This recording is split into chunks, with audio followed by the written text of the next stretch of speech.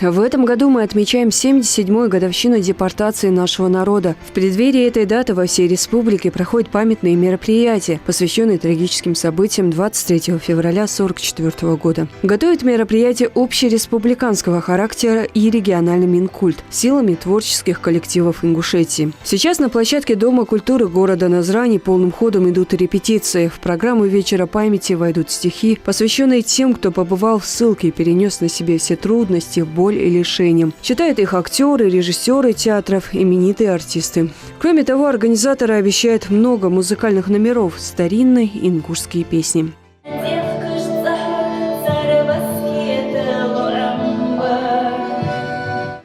А еще мы увидим отрывок из спектакля «Паспорт», рассказывающий, как депортировали ингушей и как нелегкую судьбу народа разделила русская девушка по имени Нина. Эту постановку Русский музыкально-драматический театр показывает каждый год, но в этом году она станет частью целой композиции «Вечера памяти». Вчера наши войска перешли Днепр.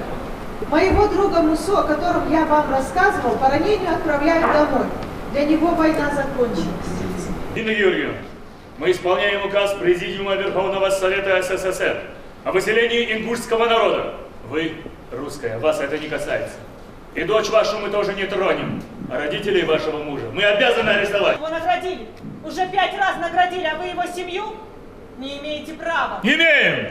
Мы служим Родину. Собирайтесь, 25 минут времени вам на сборы. Вот этот кусочек из спектакля именно тот, в котором говорится об указе о выселении ингушского народа, что нам давали 20 минут на сборы. Вот именно вот этот самый такой животрепещущий кусочек в начале вот этой всей зарисовки.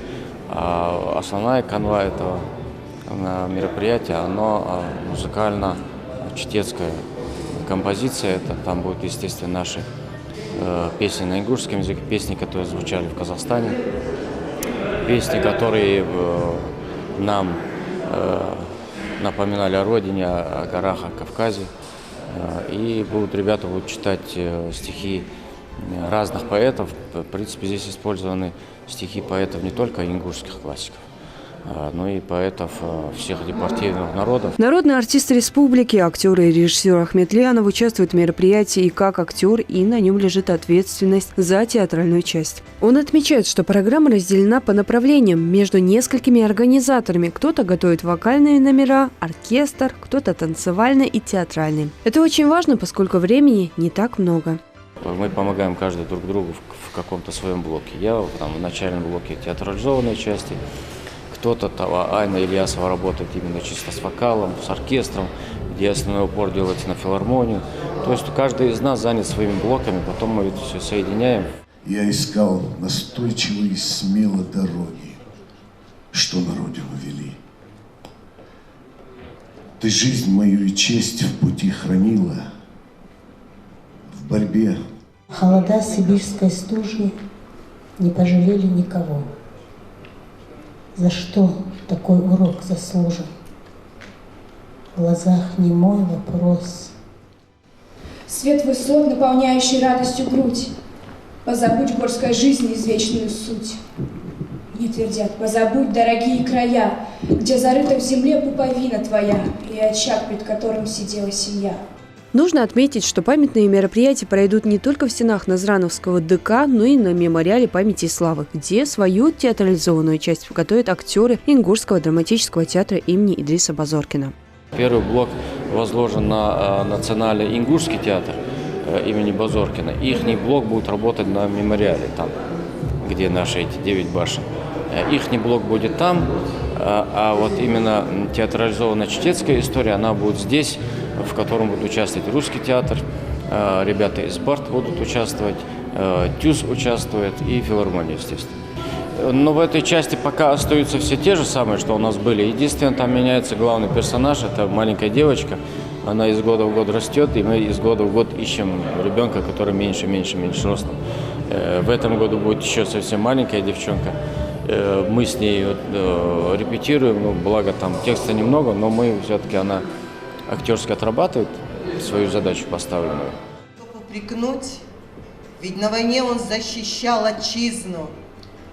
Я верила, наступит день иной, который принесет покой и радость, и зацветет мой край родной, и стук колес вагонов вдруг умолкнет. Не будут больше вздрагивать во сне ни взрослые, ни бабушки, ни дети. Я так хочу забыть об этом дне, но сердце мне ведь не дает забыться. Из года в год, 13 лет подряд, мечтала на чужбине научиться родному языку, чтоб с вами впредь делиться горем на родном наречии. Качается вагон, как колыбель, и гулкий стук колес совсем затих. В этом году в театрализованной части будет много стихов, посвященных депортации, а многие из них писались в годы ссылки. К примеру, Ломали Таршоев читает стихотворение, написанное ингушским поэтом Джамалдином Яндиевым, когда тому было 14 лет.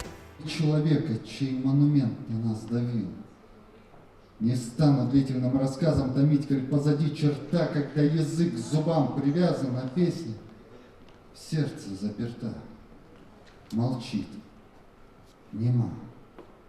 Скажу лишь, за это время мужчиной стать мог сын в горах, но мне попасть ногою в стремя не помешал проклятый страх, и снова чуткие копыта.